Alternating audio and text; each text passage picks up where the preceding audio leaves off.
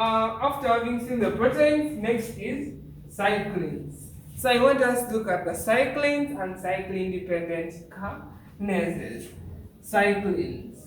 Cyclins definitely come from the word cycle. Remember, we are looking at the cell cycle. That means they are molecules freely floating in the cytoplasm, but they regulate the cell cycle, and they get a name from cycle because at the end of every cycle, at the end of the cell cycle, at the end of the cell cycle, they are degraded. They are degraded. So there are many cyclins involved within the cell cycle, but for our case, we are going to look at five. That is cyclin D, cyclin E, cyclin A, and cyclin B, which I call DEB. Cyclin D, cyclin E, cyclin A, and cyclin B. These are the cyclins that are majorly involved within the cell cycle regulations. However, cyclins can't work alone. They can't work alone. They work with another type of molecule called cyclin-dependent kinases. Cyclin-dependent kinases. Cyclin-dependent kinases, which you call CDKs. CDKs.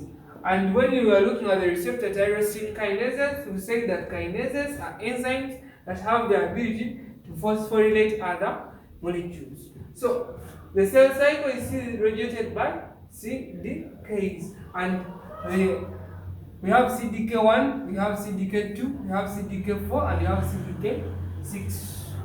And each of these cyclin binds with a special CDK. For example, cyclin D binds with CDK4 and 6. Then cyclin E binds with CDK2. Then cyclin A binds with CDK1 and 2. Then cyclin B binds with CDK1 alone. So this is how the two work. I'm assuming this is my cyclin and this is my CDK. So the two shall come together, forming what we call a CCDK, a cyclin-dependent kinase complex. Then when the two bind, they become active. The complex shall become activated, then it shall go on phosphorylating other molecules. Phosphorylating other molecules. So that is a basic overview of how the cyclins work with cyclin-dependent kinases. So let us look at how each cyclin functions in details. If I'm to draw a graph showing the concentration of each cyclin within the various stages of the cell cycle, it would look like this. Usually the cell cycle begins with a concentration of cyclin D increasing. So what happens is this: cyclin D shall complex with CDK4 and 6. CDK4 and 6, forming cyclin D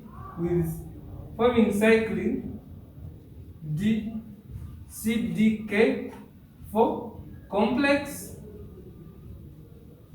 and cyclin D CDK complex 6.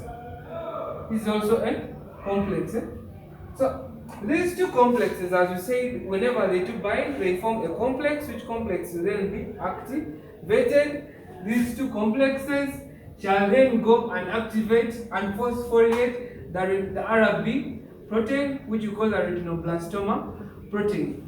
I'm assuming this is my DNA. This is my DNA. We said the RB is usually bound to the E2F.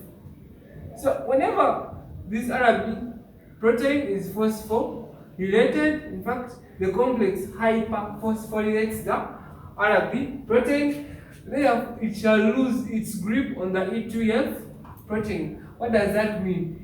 the E2F protein transcription factor shall be set free. Then, when it is set free, you then activate genes. Genes that are responsible for the synthesis of cyclin E. Cyclin E. That is why at the end of G1, the concentration of cyclin E goes on increasing and declines at the start of the G2 phase. So we say the E2F activates genes that are responsible for the synthesis of cyclin E. So we cyclin E.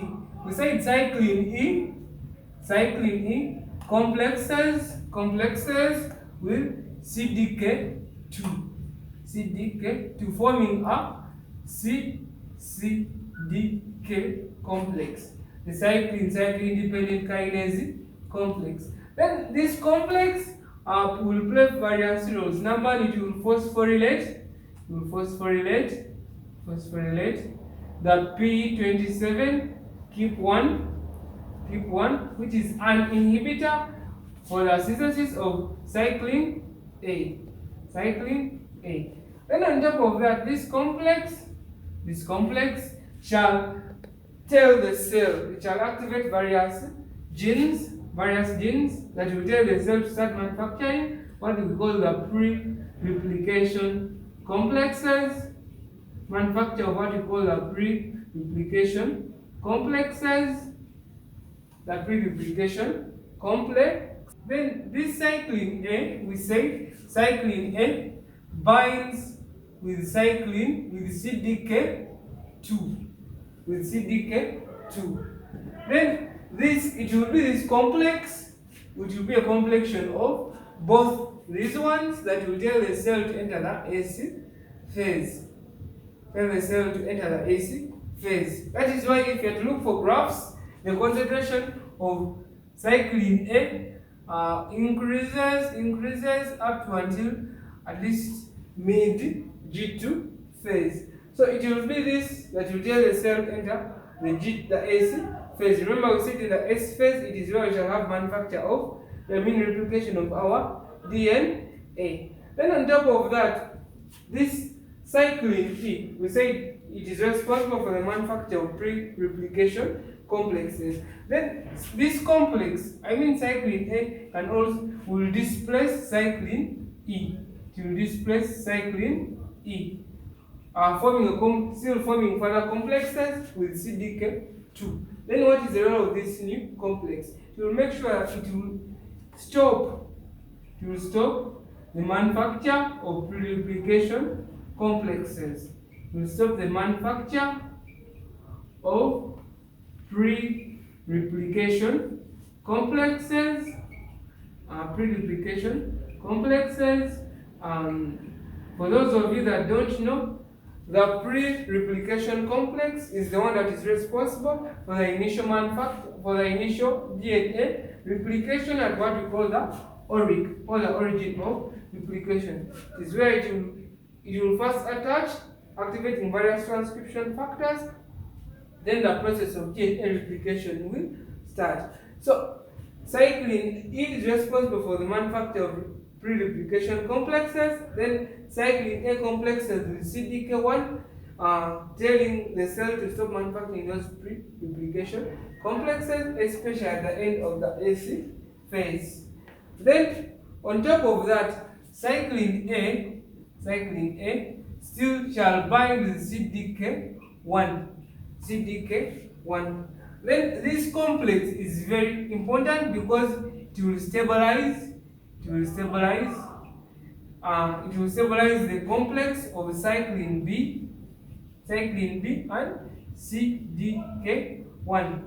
So before cyclin A is degraded, because its levels still tend to go low as the cell is preparing to enter the M phase, but before its concentration go low, it will first stabilize the reaction between cyclin B and CDK1. Then lastly, this complex shall be responsible for the manufacture of MPF, the mitosis promoting factor. Then this mitosis promoting factor shall tell the cell to switch from G2 to M phase. In fact, this is my cyclin B, this is cyclin D, this is cyclin A, this is cyclin E. This mitosis promoting factor shall tell the cell to switch from G2 and finally enter the process of mitosis. So, throughout this video, we will see the roles of the various cyclins when they are complex with various decays, and we say they are responsible for the manufacture of pre-replication complexes and inhibit their manufacture. C, responsible for the formation of other molecules like MPF and degradation of other molecules like P27. There is also another molecule called CCRE, the cell cycle regulatory element. Still, it will be cyclin E that will be responsible for its degradation. We'll see that they are responsible for phosphorylation of other molecules like COP27 type 1 and the retinoblastoma protein. Lastly, we want to look at what they call the tumor suppressor genes, or other texts we call the onca suppressor genes. Remember, people who have specialized in the study of cancers are called oncologists. So these genes are responsible to make sure that your cells do not undergo uncontrolled cell division. And number one, we have what they call the ATM gene. ATM gene. So we said at the G2 checkpoint, the cell first checks whether there were no errors within the DNA replication. So this ATM gene is responsible for manufacture,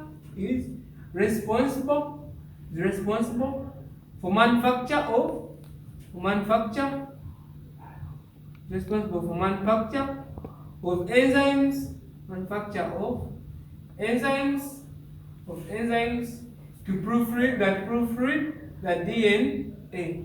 Manufacture of enzymes that proofread the DNA.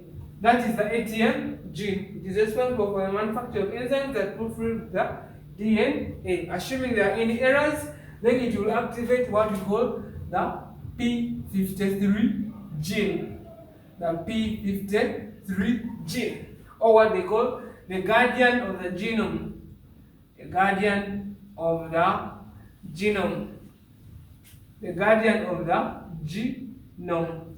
So this P53 gene is very, very important because any errors with it has been noted to be the major cause of cancer. All types of cancer, most of them are associated with the mutation within the P53 gene. We've said if there are any errors within the DNA replication, there will be activation of the P53 gene. Then the P53 gene shall activate other genes like shall send signals to other genes like the P21 gene. Then the P21 gene shall manufacture proteins, various proteins and enzymes that will inhibit the formation of complexes between CDK4 and 6 with cyclin D. And without this complex, the cell cycle can't progress, because we saw the various roles of this complex. Whenever you don't have this complex, the cell cycle ceases. Still, the P53 gene shall activate in case the errors within the DNA are very excessive and the cell has failed to repair them. It shall activate what we call the pro-apoptotic genes.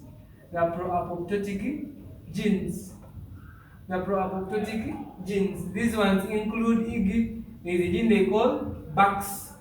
So then this Bax shall move from the nucleus, then go to what we call the mitochondria. Then within the mitochondria, we have specialized proteins called BCL2. So this Bax shall react to these molecules called BCL2. And whenever they form a complex, they pull out another molecule called cytochrome C. Cytochrome C. Then this cytochrome C shall activate lysosomes. Lysosomes are responsible for apoptosis, and We discussed in our earlier lectures in cell biology that apoptosis is programmed cell death. These pro-apoptotic genes like BAX react with molecules like BCL2, then causing the leakage of cytochrome C, which react with lysosomes, leading to apoptosis. Before I forget, sometimes when you read some text, they will call them caspases. Caspases of lysosomes that lead to apoptosis. Then this P53 is a highly regulated gene. We've seen its effects on the cell cycle regulation. So there has to be something to tell it now it is time to carry out your activity or it is time to stop. And this P53 exists in very small concentrations within the cell.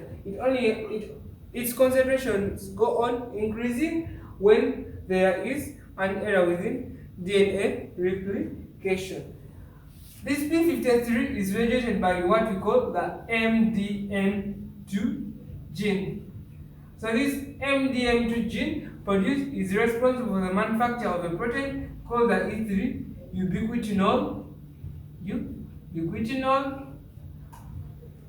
protein. The E3 ubiquitinol protein. So if this is our DNA and this is the P53 gene, this protein will always enclose the P53 gene to make sure that it doesn't go on carrying out its various roles in any unnecessary manner. That is why its concentrations will go on increasing as the errors within DNA replication go on increasing. That is it for the cell cycle regulation. Remember, we see there are various pathways, proteins, genes, specifically tumor suppressor genes, and cyclins and CDKs. Make sure to drop those questions in the comment section.